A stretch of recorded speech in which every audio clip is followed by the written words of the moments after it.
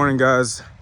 So I wanted to share some of the practices that I've been shown over the years as I've worked with the dragons. And you can do what you want with this information. It's just here to put it out there because a few people have asked me, like, okay, like, what have you been taught? What do you know? What do they show you? So I'm gonna go over a couple things. One of the first things that they showed me was the power of making the sound E, right? Now, I'm not just saying like say the sound E, I'm talking about like vibrating the sound E. As you do that, you'll start to kind of feel it in the back of your head. Basically how it was explained to me is that this is a banishing of energy that you don't really want around you or locally. It's also an invocation energy that you may feel like is lacking, right? So I can't tell you exactly how it's going to affect you because I'm not you. Nobody can tell you that. I can tell you how it's affecting me, which is when I do that sound and I, am feeling out of balance or upset or irritated or tired or whatever, it does make me feel better. So like I said, it's a way to banish and invoke energy at the same time. That's something that I try to do more research on. I couldn't find a whole lot of information on that particular sound. There are other sounds, especially if you practice ceremonial magic, that you can make in order to facilitate different things, but that sound in particular seems like it came straight from them. Like I can't find any more information on it, and it's not even in the books that I'm reading about dragons specifically. So do what you will with that information. Another thing that they pointed out was de-patterning energy, because even negative energy or energy that you don't want around has a sort of pattern to it. So when you de-pattern energy, right, that's around you or in your field or whatever, you can use something that makes the kind of, the sound like a maraca makes, like that kind of shaking, or the sound of rain. That sound in particular de-patterns energy, right? So you don't actually need an instrument, but I'm always about making things more physical. So I have an instrument that I use that makes that kind of scattered sound that a maraca makes. And I noticed a big difference in my energy with that as well, right? So if you don't have something like that, then you can make something if you want to make it a little bit more physical. And if not, then you can always go on YouTube or something and play like rain sounds or something like that, and it'll have a similar effect. That's important because sometimes negative energy or, energy that you may not necessarily want locally to you, whether if it's in your field or close to you or whatever, that sound seems to break things up so that it's more flowy. It's kind of like a system reset almost. And after you system reset the energy, you now can invoke whatever energy you want into an item, into yourself, whatever. Like you can now manipulate the energy to be what it is that you want, right? If you want to understand more about manipulating energy, there's a book called Subtle Energy that is actually in that book, but it was when I was doing some trance meditative practices that they kind of like cemented that a little bit more, that is a very powerful practice. So you could say there was kind of a joint, teaching with that, where I'm learning it from a book, but they pointed the finger at it a little bit more. So the last thing is a very simple spell that I've used to invoke energy, right? So we've talked about banishing, we've talked about invoking, like kind of just general energy to feel a bit more balanced. We talked about depatterning energy, right? Negative energy specifically, but it could work for whatever you're trying to reset. Now I want to talk a little bit more specifically about invoking a very specific type of energy, right? So there's a lot of ways you could approach this. The way that I typically approach it is,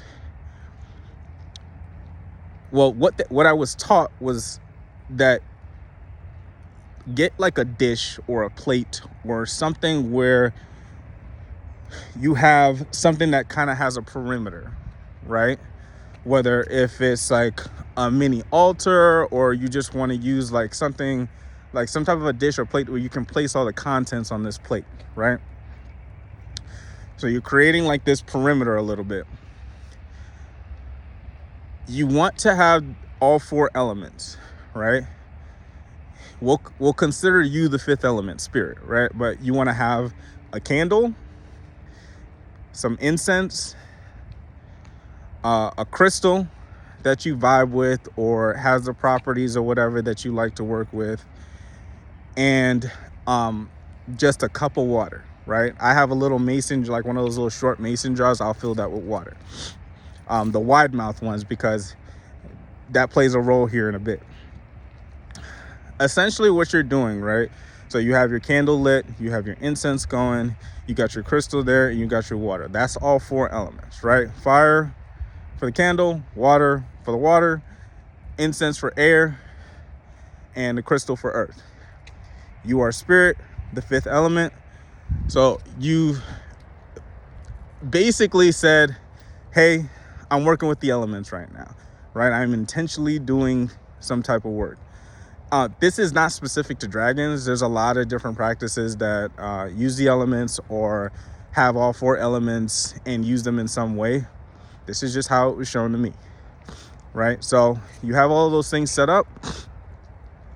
Now, with the cup of water, a jar of water, whatever you have that has the water in it, water is like a spiritual medium, right? It's something that is very fluid in what kind of energy that it holds, right? This is why you'll hear people say like, oh, well, don't swim in a place where somebody just drowned recently, right? It holds energy, it holds memory, it holds information. Essentially what you're doing is, when you set this whole thing up, you are telling the water, hey, water, you represent the room, right? You don't have to do it like that. I'm just telling you what I do. But water, you represent the room right now. So with that water representing the room or your local energy, right? That's another way to think about it. The local field, the local energy. If you draw a symbol, right, that has meaning and put it in the water, you are invoking that energy, right? Excuse me, confirmation burp. So, example of this.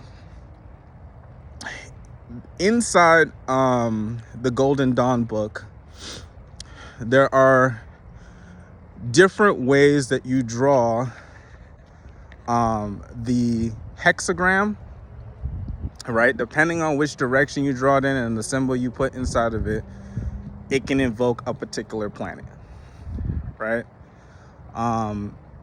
If you want to just draw the moon, or draw the symbol of Jupiter, or the symbol of Saturn, or the symbol of Mars, or the symbol of fire, or whatever, right? Something that symbolizes whatever energy you're trying to work with. It could be water energy, it could be the moon, it could be, grounding yourself, it could be anything, literally anything, but as long as it has some type of symbolic meaning. I personally don't use words. I use stuff that, the way that it was shown to me is that you use something that if somebody that spoke a different language was around you, they would know what that thing is, right? Again, that's just me. You might find success doing it a different way, but depending on what I'm trying to do, I'll put the symbol on there. In the books that I read about dragons, the author, she explains that there are certain geometric shapes and patterns that represent certain energies. The first time I did this, that is what sent me into my dragon trial, right? The specific symbol I use is something called the Elven Star. How it's drawn in the book is different than how it looks when you Google it.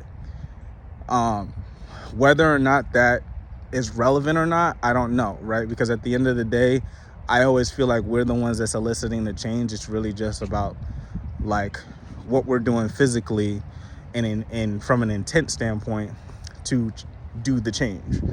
So I use this symbol of the Elven Star. I put it in the water.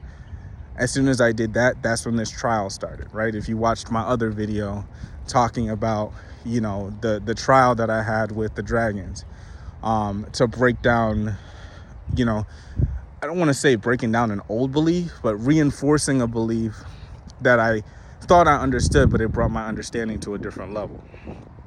So you can do this with dream work, right? You do this whole ritual right before you go to sleep, put whatever, you know, let's say you draw the moon and your intent is to enhance your dreams, right? Because the moon has to do with intuition, right? And the unseen. So you can do this in a lot of different ways. I find it very simple, very effective, which is, you know, that checks out for how the dragons typically teach, you know, spell work or energy work. It's usually pretty simple and direct. It's not complex rituals like how ceremonial magic is. Nothing against that, because that holds a special place for me too. But yeah, I hope that this is useful information. I have plenty of other stuff I can share. I'll just figure out, you know, how I want to approach that. So I will see you guys later, and I hope this helps. Bye.